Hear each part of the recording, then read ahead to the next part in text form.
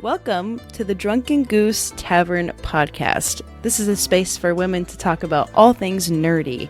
We're talking D&D, music, pop culture, books, and whatever else we really feel like for the day. We are two quite small parts and are currently running Dungeons & Dragons 5e campaign, and found ourselves talking for hours in Discord and figured we might as well get our microphones out and press that red record button. Now, without further ado, that is my lovely co-host, Natalie Lucassian. And that is the Minder of Scrolls, Samantha Herrick. And now, without further ado, let's just hop into the episode. Let's roll!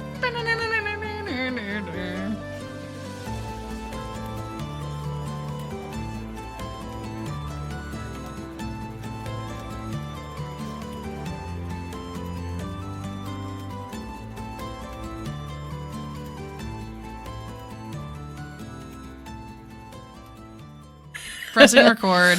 Press record. We can. I'm assuming that you're gonna like. Oh yeah, edit. I'm gonna cut this to shit. Cut it. You're rolling? Yeah, I'm rolling. Oh my god, Natalie. This Hello. is technically session 0 This is of our podcast, I think. ground zero. Yeah, this is the Drunken Goose Tavern. Welcome to the tavern, everyone. Oh my goodness. We're not geese and we're not drunk, so That's true. But what's going on? We are in a tavern, so what are you drinking? What do you got next to you? Well, it's funny you should ask. I have my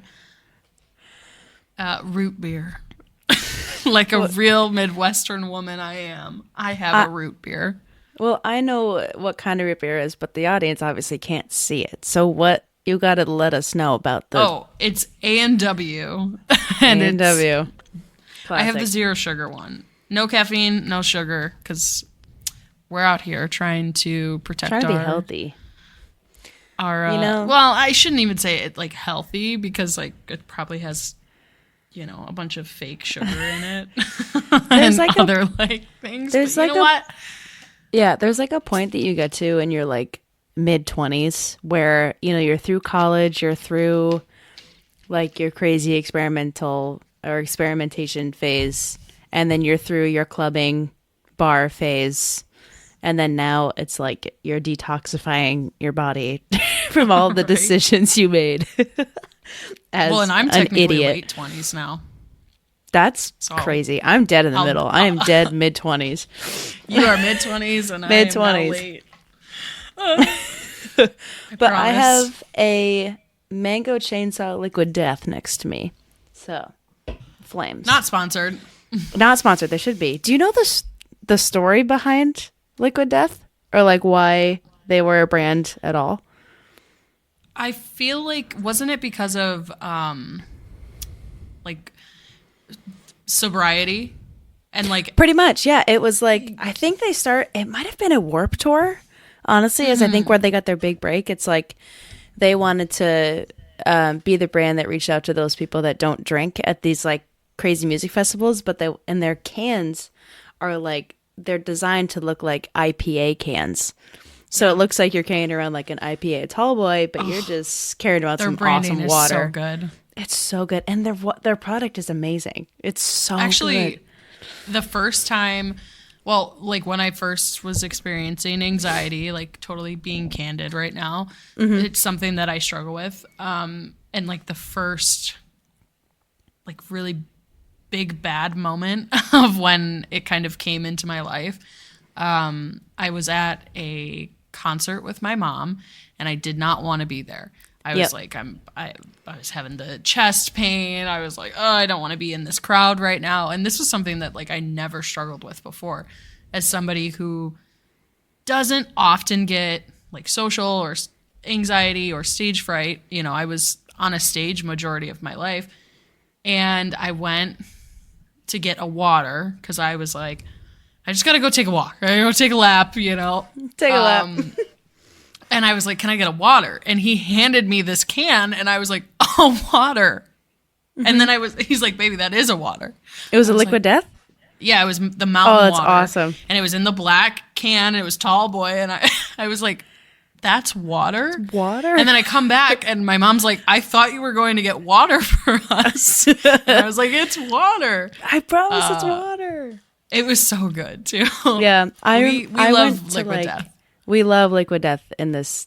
We're obviously in 2 different houses, but in both houses we love Liquid Death. The Arnold Palmer one where it was like Dead Billionaire. So good. Did you see that? Oh my God. So good. So There is funny. one, I don't remember what the flavoring is, but it's like, it's their lime sparkling water, and it's called like Severed Lime, and it's supposed to be like Severed Limb. Severed Limb. It's so good. What's the, we love Mango Chainsaw. Mango Chainsaw is Mango Chainsaw, bruh. Grapefruit. Grapefruit's awesome. Grapefruit is good. Yep, they're all good. What's the berry one called? Oh God, I don't remember. That can is one of my favorites though, because it's got the red Liquid yes, Death logo. Yes, it's so cool. Shit, they have they have like so much merch. They have like dog stuff. I'm very tempted to buy. Like, you got to get them for the dogs. Well, actually, that reminds me. You had said just now that you were on a stage the majority of your life. So tell like our audience like what you do. So I was a child actor. No, I'm just I was on Nickelodeon. That's showbiz. No, I hope not. I hesitate to still say that I'm a musician because I don't actively gig out. But I started playing. My first like official gig that I got was a coffee house, and I was 16. Whoa! I'm going off of like what my hair looked like, and it was still brunette because I went through my blonde phase. Majority of like my music career, if you will, was I was blonde, but I was a little brunette, and I had my little wire-framed thick glasses, and I was part of like this folky duo. It was me and this other girl, and we packed out this coffee house, and I was like, here I come, Harry Styles. I'll be seeing you soon. My God, that is another thing too that's crazy about I guess like pretty much how we met really is we can sort of tell that story because that's fun. I think it's hilarious. So DangerSense, as I'm not one of the original founding members of DangerSense, obviously that has changed over the year, but she didn't sign the declaration until after. Correct. I had to make sure. But she pulled like the John Adams. Her signature is the biggest. I'm the John Hancock is what my it's Hancock. It's Hancock. Hancock, the John not Hancock. Adams. It was one of the Johns. Sorry. But so the original crew, so it's Mitch, Natalie, Chase, Wes, and Nick, all were like, you know what? Actually, I should let you tell the story, kind of about how like you guys started, and then I could pick up where I came in a little bit. Yeah. The gist of it is we had started playing D&D when the COVID restrictions were kind of letting up a little bit. But all of us we were each other's bubble, and we gave it a try. We had another friend who was part of the group, and we played for about a year and a half. Unfortunately, he passed away, and we decided that instead of, because it was really hard to want to play after Kevin had passed away, we wanted to kind of just like eternalize these stories. Mm-hmm. We were like, he would be so pissed if we just stopped playing D&D because he died. Like, that, and I know that sounds like dark, but that's our it's humor, true, though. And that's how he was. You know, he'd be like, "Really, bitch, you're not you're playing not playing D&D because I'm dead now." Like that was his total attitude. And he was a bard, if anyone was wondering, and he was amazing. Like the most bard of bards. Just tried to fuck everything and steal and schmooze. Mm-hmm. So yeah, we were just like, you know what? Let's try and immortalize DangerSense and like our D&D. We really just did it for us to kind of be able to look back at these stories that we told. And obviously we would love to be nerds professionally. Like if I could quit my day job, that would be, you know, the ideal situation. But that's really like bottom of the line when thinking about why we did it and why we started it. Just kind of in memory of our fallen bard. Yeah, I love it. Love it, love it. He has a permanent seat at the table. It's right on the other end, across from Mitch, right at the other end. And he's judging. He's judging so hard. And he's fudging rolls too. He's like, oh, that was cocked. It was a 1. He just re-rolled it and was like, it's cocked. That was How would you know? How would you know? You would never know. And he did it with like so fast too. Like he played, as much as it was irritating, he played his character perfectly. We should make a Kevin t-shirt or something. We gotta make a t-shirt with Kevin's face on it or something. That's cocked. Cocked. It would fit with his name too, because his character's name was Michael Latoris. I'm not kidding. I'm sitting here stunned. You're kidding me. The woman was too stunned to speak. Yeah, no. Mike Latoris. Wow. I love that. Eternalize forever. Eternalize forever.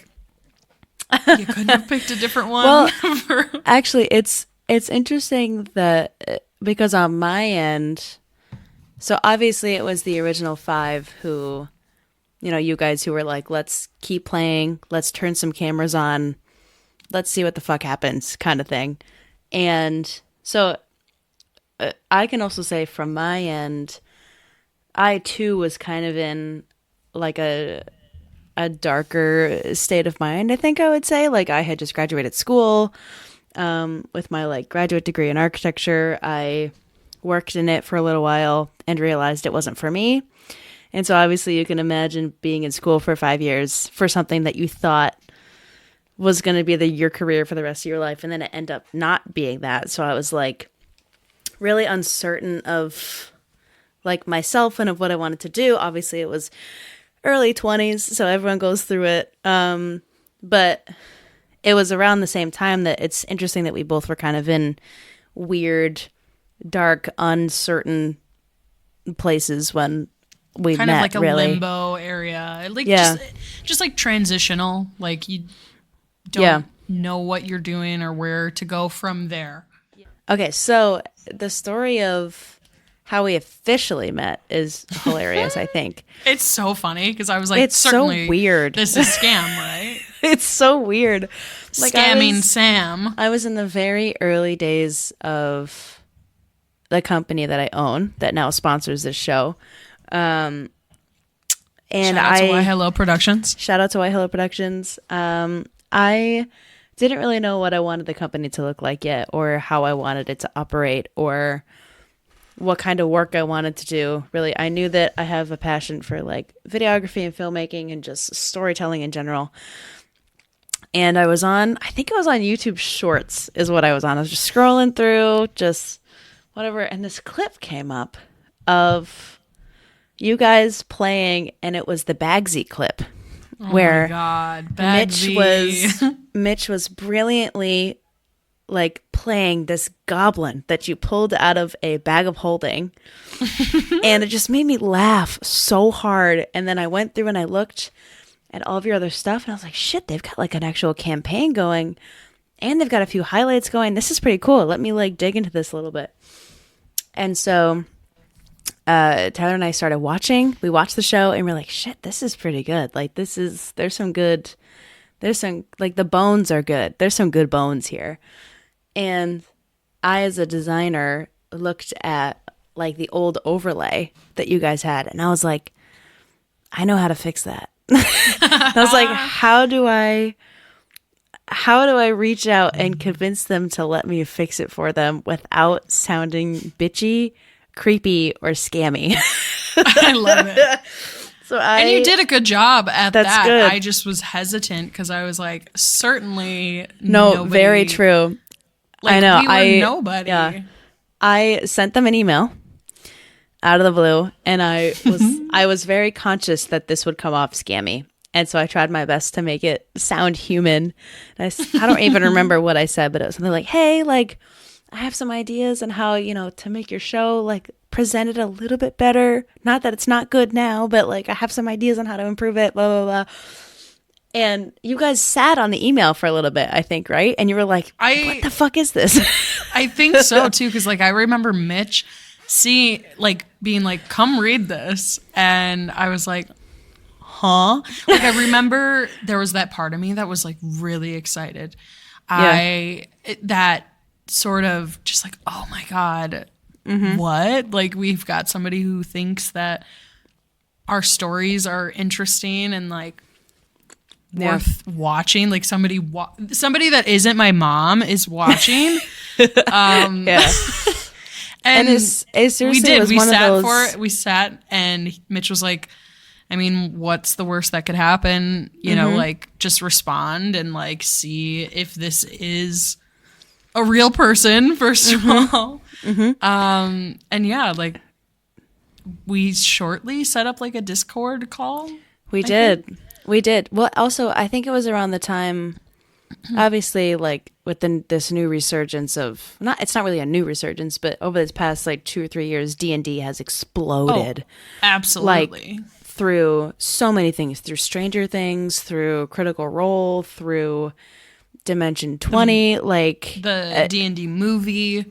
Yes, like, it's just exploded. And so Tyler and I were already in this D&D mindset and in this, like, mode, and we were super into Critical Role, and so that's all my feed was, really. All my feed was just D&D stuff.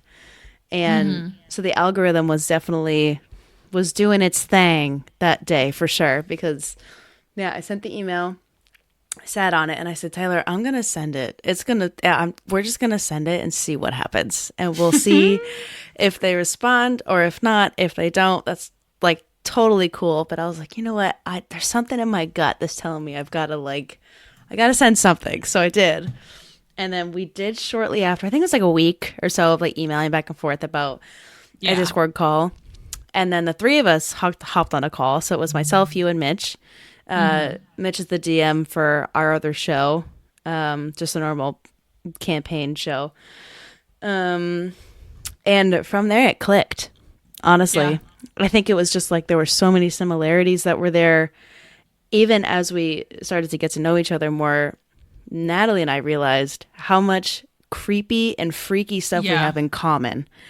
Which is, it's like, I couldn't even begin to tell you the things that we have in common. Like, our birthdays are a day apart. Like, it's. I don't even remember what the first one was where. I don't remember either. We both were sitting there like, oh, I like that. Or you like that. And it's just like everything was the same.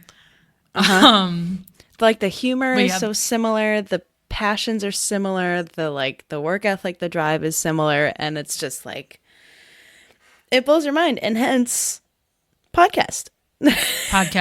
Here we are, because we're funny as shit. I mean, I guess sometimes we're like blue cheese. Some people really like blue cheese, and some people just don't really. Some people just find it stinky. Some people just find it stinky. Do you like blue cheese? Yeah, I like blue cheese. You like blue cheese? I can't have blue cheese. Oh, I keep forgetting of that, dude. Well, damn. I'm allergic to I'm allergic penicillin. I am allergic to penicillin. I don't know why I was going to say that. Now there's penicillin and cheese now. Now they know how to kill me. Cheese and penicillin. Lactose intolerant. Hey guys, I'm allergic to penicillin. So don't give me blue cheese. I think so. I'm not. It's a common allergy, okay? It's a common allergy. But what's really fun too is like, I'm surprised that we don't have the same allergies actually at this point. I know, that's what I was going to say, or something similar, is like, we haven't known each other very long. It's been like about a year, and we're learning new things about each other like every time. And we were in, a few months ago, we're brainstorming on how to really like officially get the show off the ground with the highlights and get branding consistent and get on a schedule. And Natalie and I just found ourselves on FaceTime for hours.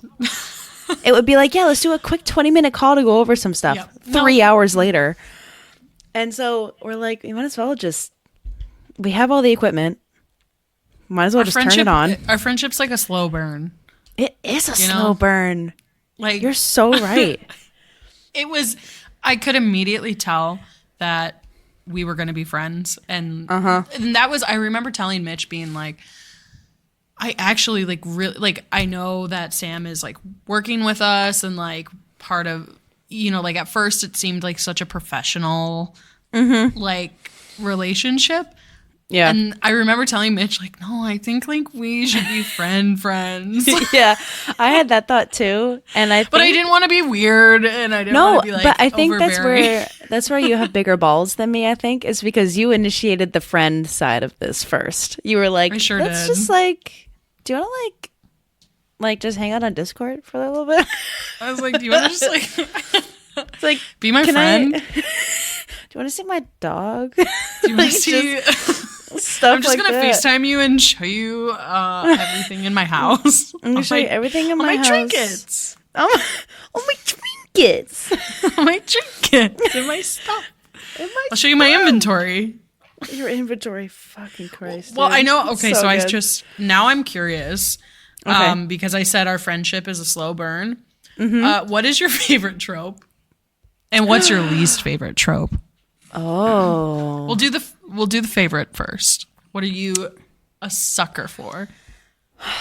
Sucker for I do love a slow burn. I love slow burn too. Like enemies to lovers I don't really like because that's like there's some like animosity if you are mean there. To me, exactly, and there's some like aggression there and it's not the vibe. Slow burn is good. Like the sort of like childhood friends to lovers is kind of interesting to me. I don't like any of that like fake marriage or me either. It's just like a deal. It's like, yo, we'll get the same out of this. No. Honestly, it's probably slow burn, I think, honestly. I think same. I also love forced proximity. Oh my God, like one bed. Oh no. Oh no, there's one bed. There's one bed. There's one bed. Darn and it. Then it's like the other person's like, don't worry, I'll sleep on the floor. It's like, no, please. No, please. You need rest. You need rest. You need to sleep next to me. It's like, uh-oh, my clothes fell off. Uh-oh. Uh-oh. You are right next to me. Uh-oh, we're cuddling. Oh no. Oh no. That's a fantastic question. I don't really like. I don't really read romance. I don't really read romance stuff really that much. Yeah, I feel like I shouldn't even say that. No, because you do. Sometimes I'm not reading Fabio books. Fabio. I'm not. Dude, I had a total sidebar. I had a coworker. Once, and she just like unapologetically had her fucking smutty romance novels, like the ones with like the like 80s cover. They're like really tiny, like neon colors. Books. Yeah. Neon, and like she would just boom right there for everyone to see. Oh my God, dude, like that's respect, honestly. Like she didn't give a fuck. For reading, I tend to like. Because when I was in school, I had like no time to read. So like when I graduated, I really got into reading again and still am. We have a similar love for Sarah J. Maas. Yes. Which gets all the book talk girlies up in a heat. So I am more of a Throne of Glass girly. And, I haven't read it yet. Right. And Natalie is currently just A Court of Thorn and Roses. And you're on the last book, right? Yeah, I'm having a hard time getting into it. Yeah. I really am. And I don't want to get anyone mad, but I have a really hard time with Nesta because I am a younger sister who has an older sibling who it seems to be like all about them. Yeah. I shouldn't even say like all about them, but like I just like I have a very hard time with that dynamic specifically. I know that I'll like her after I finish the book. Like, I'm not saying that I dislike her. I love complex female characters. Like, I love... And honestly, Arden, she's leaning more goofball these days just because... She has been. We haven't hit anything, like, super emotional yet, I think, too. It's been a bit of a stint. But it's so funny because I unfortunately, I'm not a great actor, but... because I just let Natalie come out a lot of the times. And I'm like, Arden wouldn't do that. Damn it. And then now I'm like, she's goofy and silly, but she is, without being like too spoilery with Arden, who she was before Hollis was goofy, was whimsy, and just, you know, full of life. She has many layers, and she has a really good facade to her. And that's something that I'm super excited to kind of peel back and chisel away at. Yeah. Because she doesn't seem like, when I say surface level and like kind of shallow, I don't mean it like that. I mean it, she just is wearing that mask almost of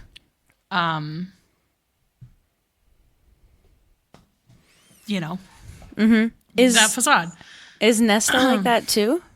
She's definitely a pretty complex character, I would say. Yeah, it's funny. Like, We flip-flopped. So Natalie's on the ACOTAR train, and I'm on the Throne of Glass train. I started ACOTAR, and I got to the second book, and I was just more excited about Throne of Glass at the time, and so I took a year and a half, and I finished all of Throne of Glass. It did take me a long time, unfortunately. Was it like a year and a half, or maybe a year or something?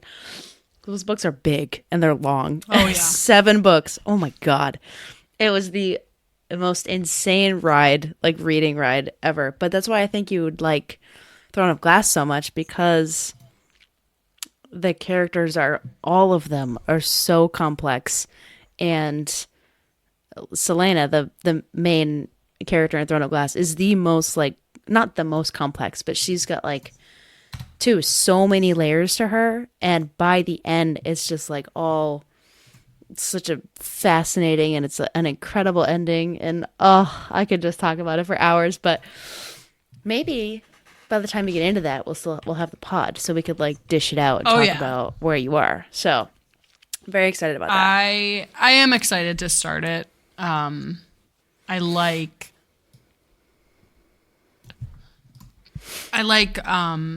I think that Throne of Glass is probably more of a mature writing style. Yeah. And it's more so like based on the story, because I found myself reading ACOTAR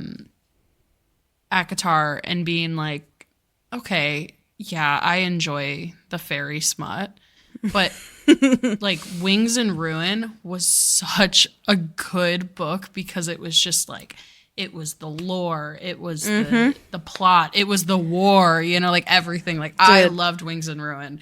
Like, okay, I cried. So I was like, what? Okay, so imagine Wings and Ruin in 7 books. Like, listen, it's, oh my god, like I could seriously talk. It's so amazing. Like, it's also, what's crazy is it is feel like a more mature, concise, complex story, but she started writing it when she was 16. Really? Sarah J. Maas. Yeah. So she finished it. I don't remember how old she was when she finished it, but like not season 7, the last book, Kingdom of Ash. The last book, Kingdom of Ash. I have never read a book so fast in my life. Really? I read it in like, and it's a pretty big book. It's like, I think it's like 800, 900 pages or something like that. But it was an insanely good book. And I cried so many times when I read that book, probably just because it was the last book and it was ending, and like, this was it. And like, stuff like that. But it was, I can't wait. I don't even remember how we got to this. See, this is what happens is we the get on tangents. Okay, so is there any like that technically I think was our content conference segment. Yeah. Is there like anything else you want to add? Anything else that you're like, any sort of media that you're consuming that you like really want to talk about? Honestly, I've been really into making playlists for our D&D characters. I fucking love doing it. The Arden one is really good. I just recently split it up into 2. Oh. I've got Arden's Garden in Bloom, and I've got Arden's Garden Withered.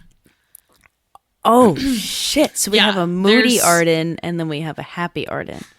Yeah. Oh, understood. Okay. There are like, again, going back to like Arden being like really complex and has a bunch of layers. Like she definitely could go a multitude of different ways with like her story. I feel that way with Matthias as well. I see him and I'm like, oh, what is Chase doing? We can provide a little more context too. So Natalie plays obviously in the campaign. And my title technically is the Minder of Scrolls. So pretty much I keep everything and everyone organized pretty much and get us. So like I pretty much do everything for our social media and just like YouTube and make sure everything's good to go. But it's interesting being on, not sitting at the table and watching you guys play. I think it's great. It's awesome. Well, and you're like a knower of a lot of things. Like you're a knower, but I'm a knower. I also think because every episode is just like you are still out of the loop where you're like shocked and surprised, and that's cool. You don't know what we're gonna do. I don't even know what I'm gonna do every time. I wasn't planning on flirting with Morgan, but you put somebody who looks like Aragorn in front of me, and I'm flirting with him. And I'm gonna. That was just rude. Like you can't do that to me. Yeah, I am a knower because it's also to a point where I have access to Mitch's campaign notion, the lore. There is so much in there. Oh my god! When I first looked at it, I was a little intimidated. As a book. Seriously, can you imagine? Me too. Oh, it was so good. A novel series. Oh my god. So I know, Mitch and I call it inside baseball. So like I know a little bit. I know a few more things than you guys at the table do, but like larger, big world things. Like I don't know exactly what you're gonna do in this dungeon, or who's gonna kill who, or who's gonna deceive who, or whatever in any certain session. So yeah, the surprise points and the plot points I am still witnessing as you guys are witnessing, which is super cool. But we wanted to start a segment on the show called Arden's Garden, and pretty much Arden's Garden on that topic. So to make sure that we're on track with scheduling and getting the episodes out and everything, I watch the episodes on my own a little bit after the guys film it. So we were thinking that like maybe these podcasts go up a day or two after the episode is out, and then we sort of dish about the most recent session before Natalie goes and plays the next session. So we can sort of talk about like what happened in the most recent episode, how we feel about it, what we think's gonna happen. So like, okay, let me get my notes up. Because what episode are we talking 5. about? Okay, so what happened? So campaign 1, chapter 1, episode 5 is what we're gonna talk about. Yes. So to start off, pretty much you found, or Arden found that tome. Yes. That was in the dream, right?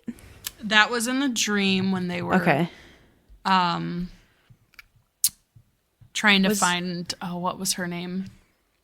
I'm horrible. It was the Somnowl, but I don't remember her name. Somnowl, but I think it was like Astrid or something. I don't think it was Astrid, but it was something I don't kind of remember either. Yeah. But yeah, I've got the tome from like Arden's part of the dream with Hollis and the dead wizard on the floor. Yes, that was nuts. That was a crazy dream. Is a legendary item. I will say that. Oh, you got the card, right? Mitch gave you the card after the card. Oh my god! Can you tell me anything about what's on the card? What can you dish to me?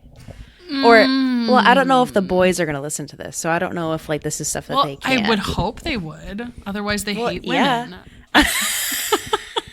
Otherwise, they hate us, and they can't ever come on our show. And nope, they're not allowed. They're not invited. I will say, it gives a lot of things, a couple of things. So.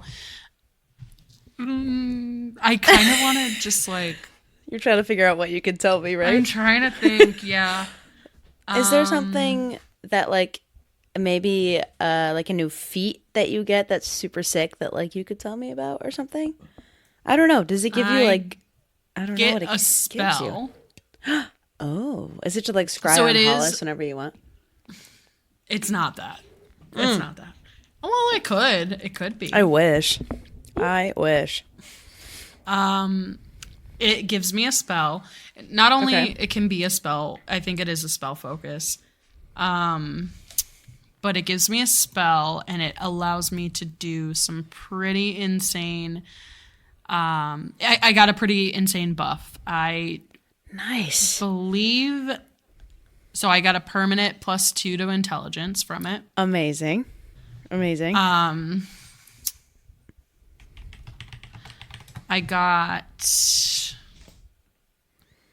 think I can't fail intelligence saving checks or throws. Whoa. I think. Let me go get the item card. She's gonna go get the card that she currently is walking to get the card that Mitch gave her. During the session, you should, by the way, if you're listening to this podcast this late, you should totally go watch the next episode, episode 5. It came out.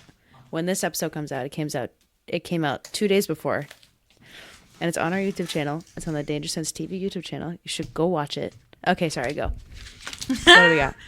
Well, I still gotta find it. It's like our little ad break. It's like our ad break. We need a break from the ads. Do you need a break from the ads? Also, here it is. Also, I have a magic item that is, I've been trying to get Chase to use with me because I think it's funny. It's Sovereign glue, and it's basically glue that I remember you talking about that. 2 objects together and like you can't unstick them. That's amazing. And I'm like, every like session, I just like go, "Hey, you want to glue our hands together?" And he goes, "No." You know what it feels like? The Arden and Matthias dynamic kind of feels like a like an older sister who's trying to be her younger brother's friend. Is honestly what it feels like. Or like they used to be like the older sister who used to be able to like beat up her younger brother. Can't. And then like he got fucking huge and then now can't. You know, that's hilarious because that's literally the dynamic between my brother and I. Like, really? I'm older than him, and he used to beat me up. Or no, I used to like. Obviously, we used to wrestle as kids. Yeah. And he was a pretty tiny kid, and now as adults, he's like 6'1". He's massive. Yep. I'm just little 5'3", and he towers over me, and he could beat me up. So that's you. That's you and Matthias. Yeah, my my intelligence is increased by 2, up to a maximum of 22. So that puts me now, which, sidebar, Sam, got to update my character sheet on the overlay. Sheet. I do have my to intelligence is now 18. Whoa. My stats are just actually insane. They are I buffed. That's crazy. Like, and I do it in front of everybody. Like, I am not fudging rolls. I genuinely, just roll so well. Every campaign I've well. Because we do the drop the lowest. Yep. Yeah. Why does Arden have 14 strength? I don't know. No clue. No idea. She does not miss or skip the gym. You're right, in my though. like in the lore, I'm like, it got up to 14 because she started being friends with Matthias. Like he would start working out, so she was like, I guess I got to too. And then she just got yoked. You were right about like in episode 5 you had said like, yeah, she just does Pilates. Like she's insanely strong, she's but doesn't Pilates look it. strong. Pilates strong. Yeah. Like those. That's so funny. You remember that? Because Pilates people are strong. Those are some tiny little people, and they're just like so tiny. They'll plank for 2 days straight. I'm like, okay. But yeah. Okay, yeah. So your intelligence is up. My intelligence is up, and I have advantage on all intelligence-based saving throws and skill checks. Amazing. That's amazing. Hold please, because the sponsor of this video is whining at my feet. Sushi. Sushi. It sucks though, because like when she whines and I just do what she wants, she's gonna keep doing it. I know. And I'm just what does she want? Oh, she wants me. Put her in your lap. Come on. You have to chill. This podcast is sponsored by the one, the only, the legendary Miss Sushi Reese? Sushi Reese? Sushi Lucasian. She's hyphenated. Sushi Reese Lucasian. Sushi Roll Silver Hands Lucasian Reese. At our vet, Daisy is Daisy Herrick, so. I'm pretty sure Sushi's just Lucasian, though. Really? Yeah. I mean, if you had to pick between the two last names, Lucasian is fucking fire. And I've told you that I love that last name. It's so cool. It's like, it's almost giving fantasy. That's like what a fantasy. I'm saying. Like, oh my God. Sushi. She says, hello? I hope her dog noises aren't picked up. Or I maybe hope they are. I hope they are. You know what? I have the world's most neediest corgi. She's got so much personality. Cute. But she's just a baby. That's also crazy too. Our dogs are around this. Yeah, my dog is 2 as well. So it's like our dogs are around the same age. They're not the same type of dog. They both have insane ears. Yes. But like, you know. I think Daisy's a lot more chill than Sushi. And I say chill as in like Sushi has so much energy and like personality, and when she's not getting her way, oh my gosh, she's a menace. Well, yeah, Daisy's she's a rescue, so she like we think she appreciates her life. She appreciates a warm bed. Exactly. We got Sushi from a farm, so you would think that. Yeah, I don't know, man. I don't know. Daisy's got a lot of personality too. She's just like, she's a very skittish lady. Yeah. You know, like we think that she moved her. We think she might have been a street dog when she was a puppy. Aww. So like, she didn't properly have that like comforting home to develop as a dog. And it's like, we always say that she's learning how to dog pretty much. Because sometimes she's weird. Like, I got a weird dog. She's beautiful. We have a weird dog so much, too, but she's, she doesn't know how to dog. And like, she's fast and she's crazy and she's tiny and she's a spider. And it's like, sometimes we look at her and we're like, that's a dog? That's a dog? This is a dog? That's a dog. Okay, we're not doing all this, Sush. She says, yes we are. No, we're not. Scooped onto the couch. Okay, so Tome makes you super smart. Yeah, it makes me super smart, and I'm going to withhold the rest of the information on this. Okay. I'm planning on... That's fair.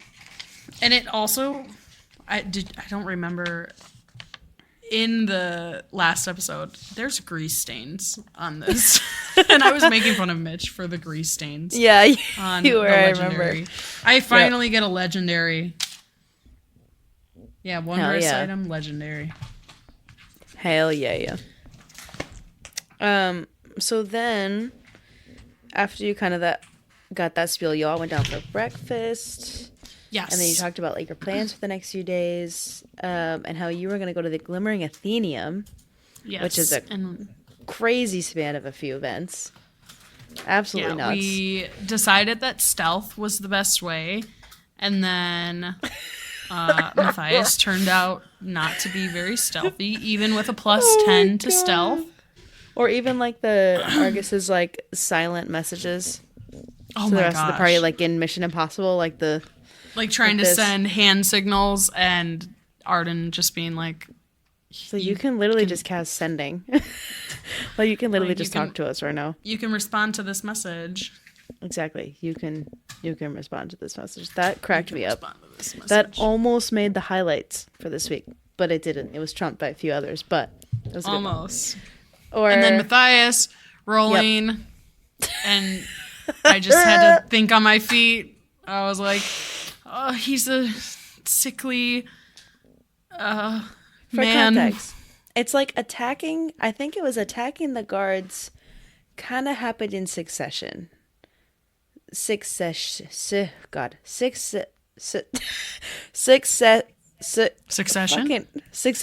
There we go. Jesus Christ, couldn't say it for the word.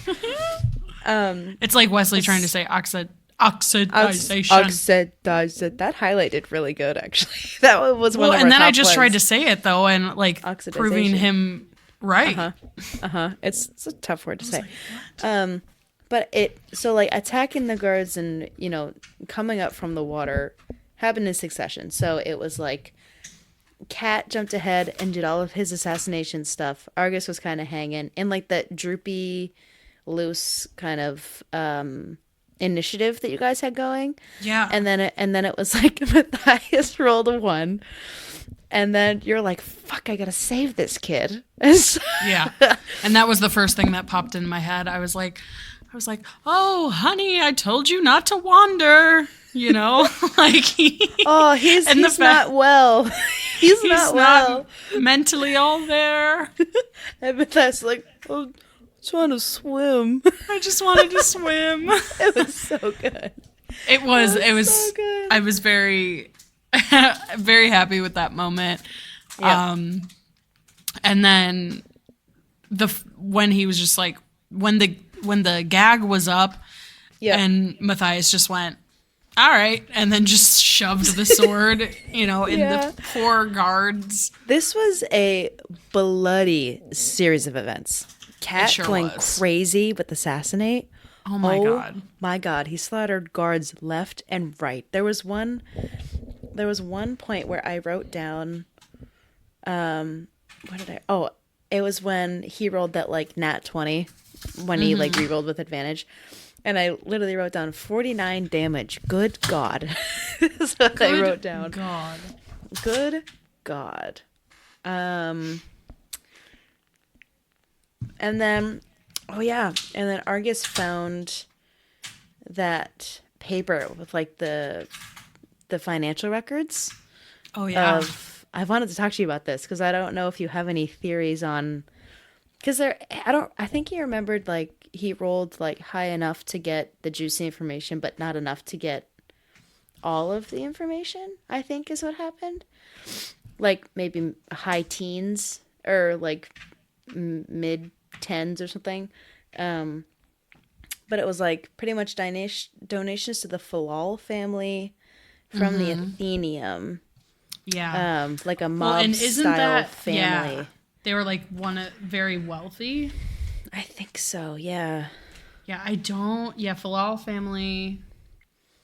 The Chantry plans to frame the Athenium for an assault to get the Mayab's sending stone. Yeah, they have the third sending stone, which is Mayab's orb. Correct. The third orb that we need. To do what? Do we know that? Do we know what all the orbs together do?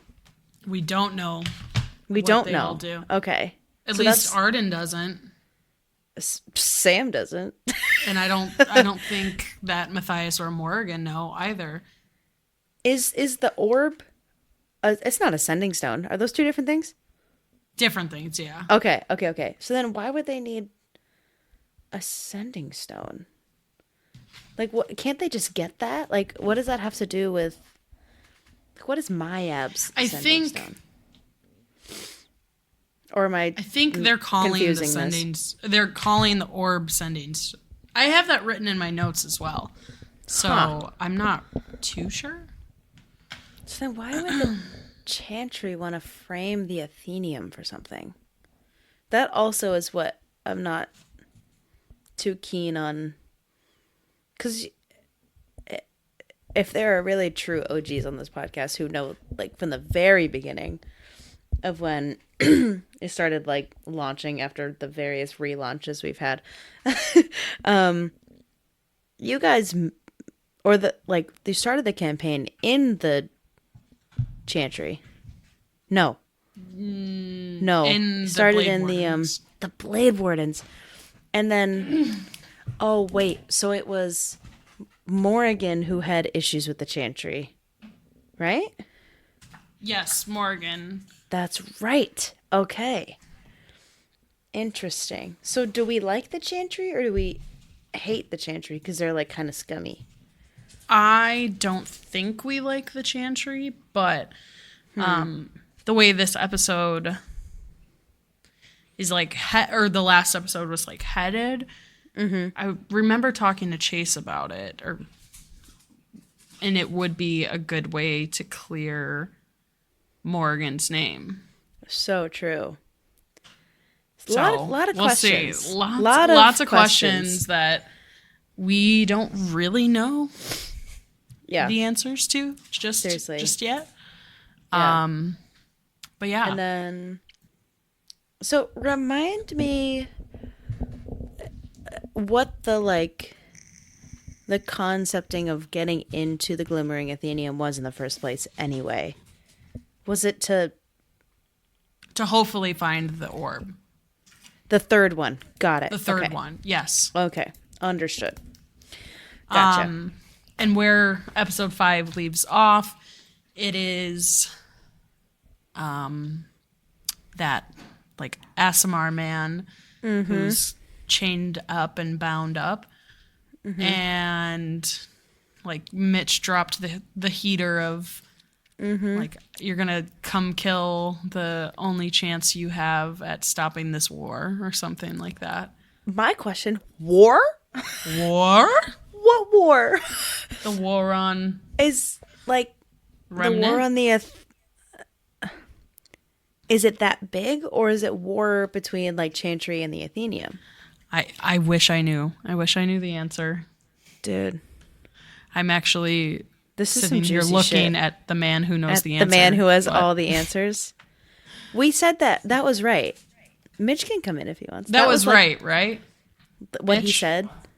You said, the Aasimar man said, you've come to kill the only hope you have at surviving the war, correct?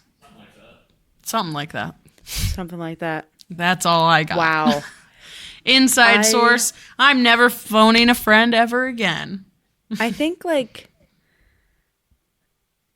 after, like, talking about this with you, I might make the executive decision to make that a highlight. Because your faces afterwards, after, like, he dropped that, were priceless. Everyone's mouth was, like, to the floor.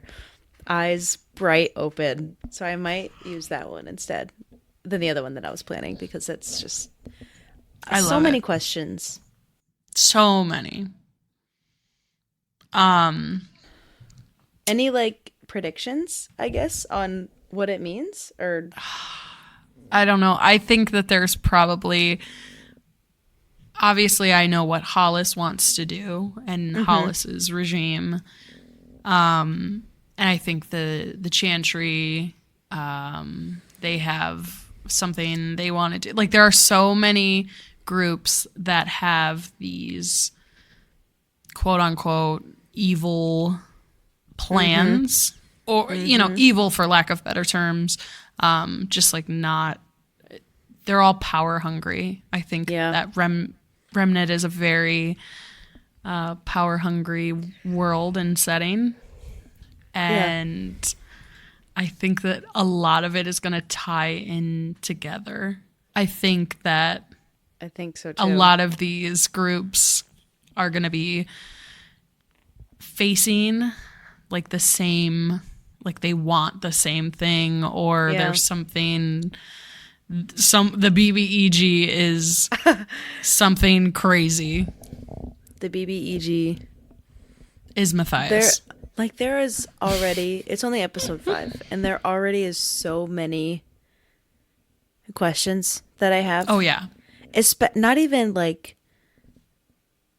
even thinking about everyone's backstory and like understanding how that all fits in with like everything else. It's like, Jesus Christ, wasn't it like in like a Triple D or something? Mitch had said that he's planned this campaign to be like 2 to 3 years long. Didn't he say that? Yeah, it's going to be a long campaign for sure. Amazing. Love it. I'm excited, and really like we've only scratched the surface of like Arden's backstory. There's so much that I have written and so little, and that's intentional. In what I want to share and what I don't want to share. All time and place, letting it be somewhat natural. Because that's always like with like a D&D group, it's like, hey, here's everything about me in the first, day or two that we met. 2 seconds. Yeah. I like that about Arden, and I think you've done that really well. Is like, because even me, I don't know much of Arden's backstory at all. And so even like just watching it and watching you play her, I'm like, what the fuck is this girl up to? It's like, who the fuck is Hollis? He has a regime? It's like, who? He has a regime? It's like, who's Shiloh? Like, who? I don't understand how any of this fits. And I'm like, just give me the book. Let me read it. Let me read Arden's life story. Oh my God. I wish that I could just like read our campaign and just like be done with the story. Cause like I want to know how it ends, and it obviously like I love playing and, but yeah, I'm super excited about where we go with this. Me too. You play tomorrow. We play by the time we're filming this, you play tomorrow. Yeah. So we've got, I think, like 2 more rooms in the Chantry. 2, like the room obviously with the ASMR, and I think there was 1 other room. So we'll see if we get our answers. Damn. We see if we get that orb. All right. I want to know what the orb does. It's got to like, maybe what it the like third one does. Yeah, maybe it like shoots you to the Feywild and it opens like a portal or something. Remember there was that portal guy, or you found all those portals in before you met Moog. I think that was in there, right? Zahir. In his 36 chambers of death. Fucking love that guy. He's so cool. Yeah. I want to be Zahir's friend. Okay. I will say. Go for it. We're at an hour. So you want to do our. You want to do our court, swindle, and panky? Court, swindle, and panky. So first an explanation. Court, swindle, and panky is our version of FMK. So yeah. I honestly, I'm not going to lie, haven't thought about my 3. Me either. Okay. I really haven't. Do we want to like pull from like a setting to narrow it down? No. Or no? Okay. No. It's just 3 random people. I have ideas. Yeah. I have ideas from like 2 people that are not related at all. Okay. Hold on. I got to think of a 3rd one. I'm writing these down. Let me write them down as well.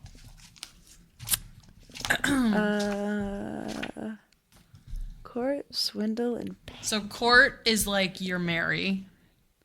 Date to marry. Yep. Date to marry.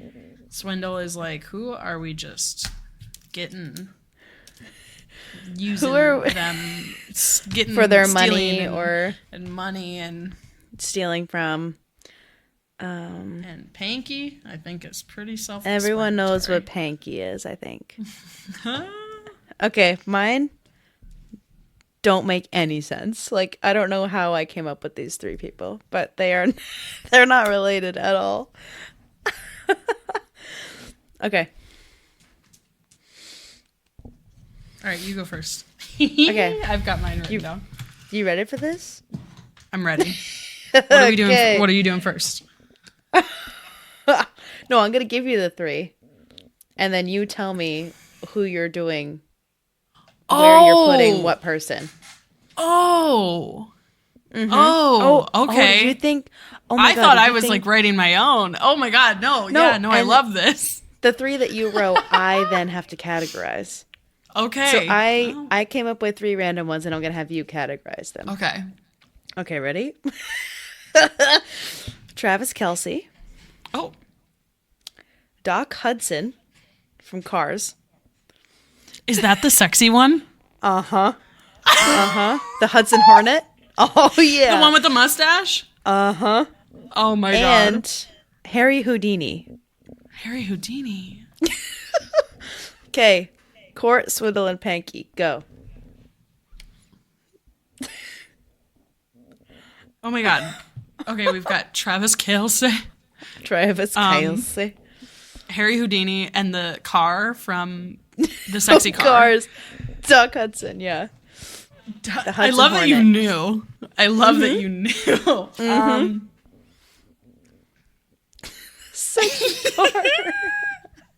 I don't think I could swindle Harry Houdini. I would try and pickpocket him, and he would be like, no. So True, that's a very good point. I feel like I have to. I feel like I want to marry Houdini. Oh, you want to court Houdini? Or I court. Yeah, sorry. I want to court Houdini. I'm so sorry. Okay. I'm courting Houdini because Amazing. I feel like he could just be like, ooh, we're, like I've got all this money. I just robbed a bank, True. He can make your wildest dreams come true. I am going to, unpopular opinion, I'm going to swindle Travis Kelce. Oh, Natalie. I think I could do it. I think I could pickpocket that man. Listen, I love that man. I really do. I hate the jersey he wears. I really do, but I love the man. I'd just start screaming, "Viva Las Vegas!" and I would just. I seriously think because he's like too nice and he's too tall. Like I feel like he wouldn't know. You could just slide in there and just boop, and he wouldn't even. And he's so big, he wouldn't even notice. Yeah. And so you're panking. I'm panking the car. Doesn't he just look like? Wait, hold on. I need to just look. It's at a picture. Paul Newman. Paul Newman voices him. What's his name? And he's just Paul Newman voices Doc Hudson. Doc Hudson. The Hudson Hornet. Yeah. Yeah. That car's sexy. I love the Hudson Hornet. Oh my God. He's awesome, dude. All right. Hit me, man. I'm ready. Okay. You've got nervous. Okay. Gandalf. Oh boy. Oh fuck. Okay. Bruce Springsteen. Oh no. Okay. And then I'm going to give you my third one was for me. I'm not going to give you the third one. So we've got Gandalf. Yep. Bruce Springsteen. Yep. And Dave Matthews. Shit. Wow. Oh my God. I don't even think I know what Dave Matthews looks like. Okay, then we're gonna take that one out because that one was Dave Matthews is my arch nemesis. Hold on. Oh, okay. Then redo the third one. Hold on. Who did you have there originally? Well, Do you wanna I redo had that? Dave Matthews. I had Dave Matthews and Morgan. Morgan was I was going to court him. Morgan. And then swindle Dave Matthews. Do you want to do like a whole nother 3? Or do No, you no, like no. the Okay, 3? hold on. Just the third We're one. going to take Gandalf, Okay. Bruce Springsteen. Okay. Okay. Gandalf. Bruce. Oh. David Duchovny. Fox Mulder. Yep. No. I love Okay. you, Fox. Shit, Natalie. Fuck. Yeah. Wow. Who do you think you can swindle? Who do you that think is you can swindle? That's complex. Okay, part of me thinks David because he believes. David Duchovny. Wait, I love that I loved that I changed one David for another David. I'm thinking I'll say Fox Mulder. I'm thinking Fox I could swindle because he's so gullible and believes literally everything. Like he believes that, all that alien shit, all that governmental cover up shit. But I love him.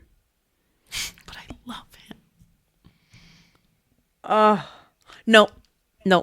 I'm going to panky Fox. Okay. I'm panking David Duchovny.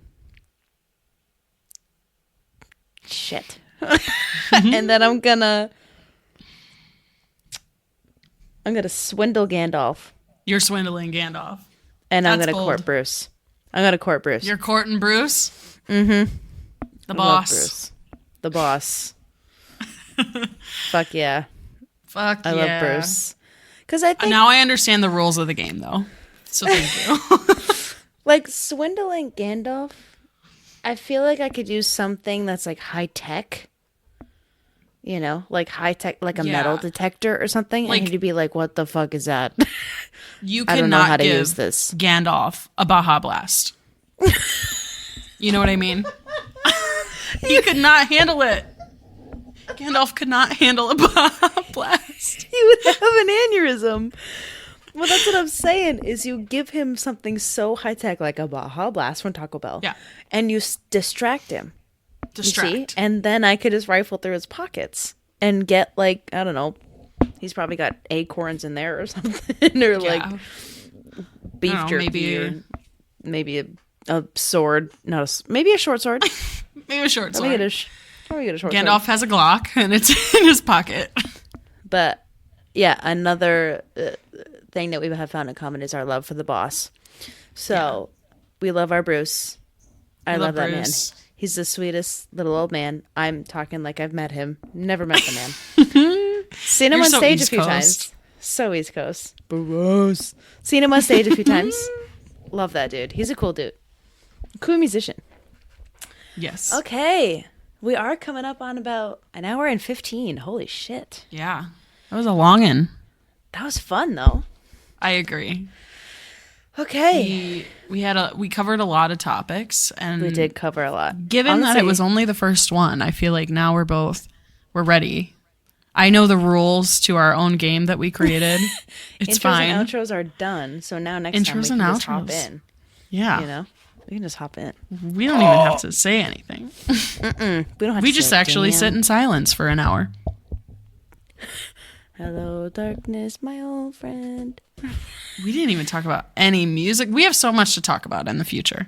Right. Next episode, So session much. 1. Session 1, we'll talk about it. Okay, how should we end each episode? We do have the outro, but is there like a... You know what could be funny? Shit. Do you have a D20 around you?